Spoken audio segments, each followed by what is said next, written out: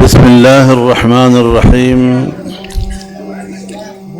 نحمده ونصلي على رسوله الكريم. أما بعد فأعوذ بالله من الشيطان الرجيم. بسم الله الرحمن الرحيم. يا أيها الذين آمنوا إن جاءكم فاسق بنبأ فتبينوا أن تصيبوا قوما بجهالة. صدق الله العظيم.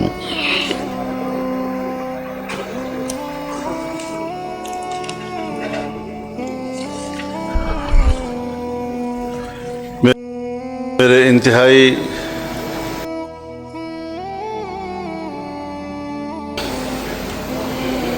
قابل احترام جمعیت لائر فورم کے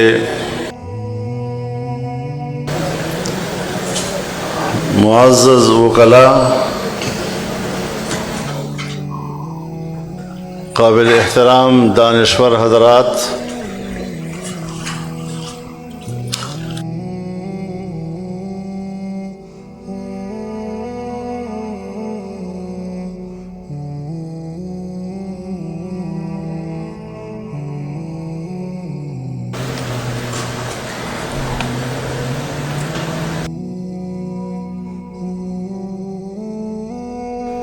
میں پہلی مرتبہ آپ کے اس اجتماع سے باضابطہ طور پر خطاب کر رہا ہوں،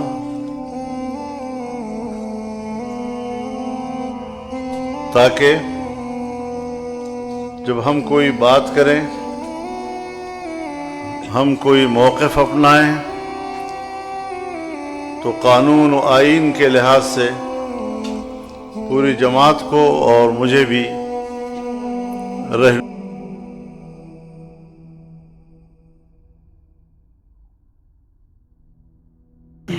جبر ناروا سے مجھے جسم کا کچھ بہت سکون ملا تلخی نوا سے مجھے. سبحان اللہ، واہ واہ واہ، بے شمار بے شمار بے شمار بے شمار ہم تمہارے ساتھ ہیں. رچا ہوا ہے بدن میں ابھی سرور گناہ، رچا ہوا ہے بدن میں ابھی سرور گناہ، ابھی تو خوف نہیں آئے گا سزا سے مجھے.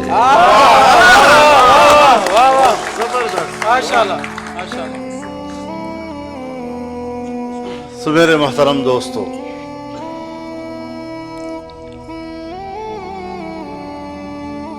جو میں نے کہنا تھا اور اس اجتماع سے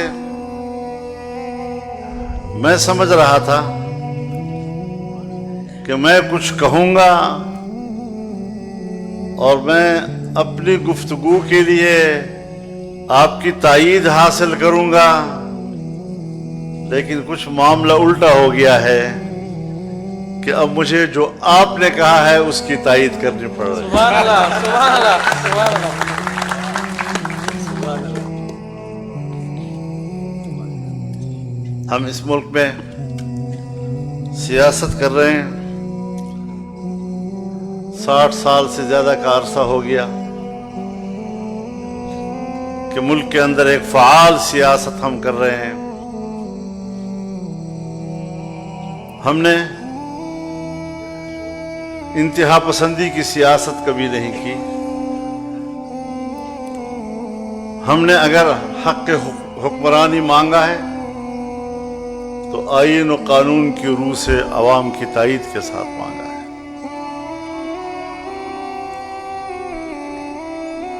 آج ہماری سیاست کو، ہماری پارلیمنٹ کو، ہمارے آئین کو اور ہمارے قانون کو یرغمال بنا دیا گیا ہے، اور ہمارے حکمران جو دعویٰ اس بات کا کرتے ہیں کہ یہ جمہوریت ہے اور ہم پارلیمنٹ میں ہیں اور یہ جمہوری حکومت ہے، لیکن آپ سب تجزیہ نگار ہیں، آپ میری اس بات کی تائید کریں گے کہ انہی حکمرانوں نے، انہی جمہوریت کے نام نہاد علم برداروں نے اپنے رویوں کے ساتھ، اپنی خوشامد کے ساتھ، اقتدار کی بھیک کے ساتھ عوام کو کمزور کیا، پارلیمنٹ کو کمزور کیا، آئین کو کمزور کیا، جمہوریت کو کمزور کیا اور اسٹیبلشمنٹ کو مضبوط بنا دیا ہے۔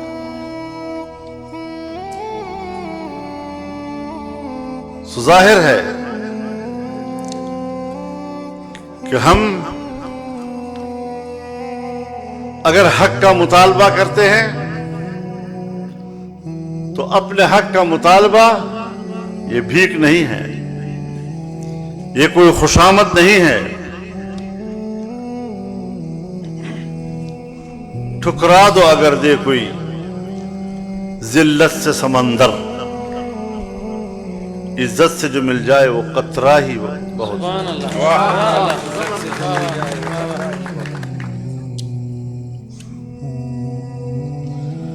سو میں یہ درد لے کر آیا ہوں آپ کے سامنے، کوئی ایسا اہل دل ہو کہ فسانہ محبت میں اسے سنا کے روؤں، وہ مجھے سنا کے روئے۔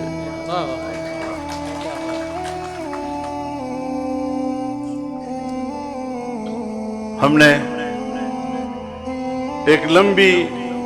جدوجہد کی ہے، اور جب پی ڈی ایم کا اجلاس ہوا کرتا تھا تو میں ان اکابرین کے سامنے ضرور یہ سوال رکھتا تھا کہ کم از کم میری زندگی میں ہم جنرل ضیاء الحق کے مارشل لا سے لے کر مسلسل آمریتوں کے خلاف جنگ لڑ رہے ہیں، ذرا اس بات کا تجزیہ تو کریں کہ اس پوری جدوجہد میں جمہوریت طاقتور بنی یا آمرانہ قوت طاقتور بنی ہے؟ اور اگر یہ ایک مسلمہ حقیقت ہے کہ جمہوریت کمزور ہوئی ہے تو پھر ذرا ہمیں غور کرنا چاہیے کہ اس میں سیاستدانوں کا کتنا کردار ہے، ہماری کوتاہیوں کا اس میں کتنا کردار ہے، اس کے اصل ذمہ دار کون ہیں؟ ہر شخص کہتا ہے میں سب سے زیادہ طاقتور ہوں، ہر شخص کہتا ہے میں سب سے زیادہ دولت مند ہو جاؤں، لیکن کبھی دنیا خواہشات کے تابع رہی ہے؟ اللہ تعالیٰ نے بھی انسان کو خواہشات سے بھرا ہے، اور تمام بشری، انسانی، حیوانی، بہیمی خواہشات سے انسان کو بھر دیا ہے، لیکن اس کے باوجود اللہ نے اپنا قانون اتارا ہے اور ہمیں ہدایت کی ہے کہ آپ نے قانون کی پیروی کرنی ہے، اپنے خواہشات کی پیروی نہیں کرنی، اور یہی ضابطہ اور یہی اصول انسانی معاشرے میں اعتدال پیدا کرتا ہے۔ ہم پہلے بھی انتہا پسند نہیں تھے، ہم آج بھی نہیں ہیں۔ انتہا پسند بنانا، شدت پسند بنانا، دہشت گرد بنانا، یہ امریکہ اور مغرب کی خواہش ہے، اور ہماری ریاستیں ان کی اس خواہش کو پورا کرنے میں دلچسپی رکھتی ہیں۔ اس لیے اگر کوئی مذہب کا نام لیتا ہے تو مذہب کے نام لیوا لوگوں کو اشتعال دو، مذہب کے نام لیوا لوگوں کو اشتعال دے کر اسے اسلحے کی طرف راغب کرو، اسے اسلحہ اٹھانے پہ مجبور کرو، اسے پہاڑ پہ چڑھنے پہ مجبور کرو، اسے مورچے میں بیٹھنے پہ مجبور کرو، تاکہ ہم مذہب کا ایک تصویر دنیا کے سامنے پیش کر سکے کہ یہ اسلام ہے، یہ مذہبی اسلام ہے، اور یہ اسلام یہ لوگوں کو لڑنا سکھاتا ہے، مارنا سکھاتا ہے، قتل و غارت گری سکھاتا ہے۔ یہ تاثر دنیا کو دینا کہ وہ اسلام سے متنفر ہو جائیں، اور پھر ان ملکوں کی ریاستی قوت کو اس بات پر آمادہ کرنا کہ وہ اپنے ملک کے ان شہریوں کے خلاف طاقت کا استعمال کر کے مذہب کا نیست و نابود کر دے۔ جمعیت علماء اسلام نے یہ فیصلہ کیا کہ نہیں، مذہب ہمارا امن کی بات کرتا ہے، میرا مذہب امن کی بات کرتا ہے، انسانی حقوق کی بات کرتا ہے، جان مال اور عزت و آبرو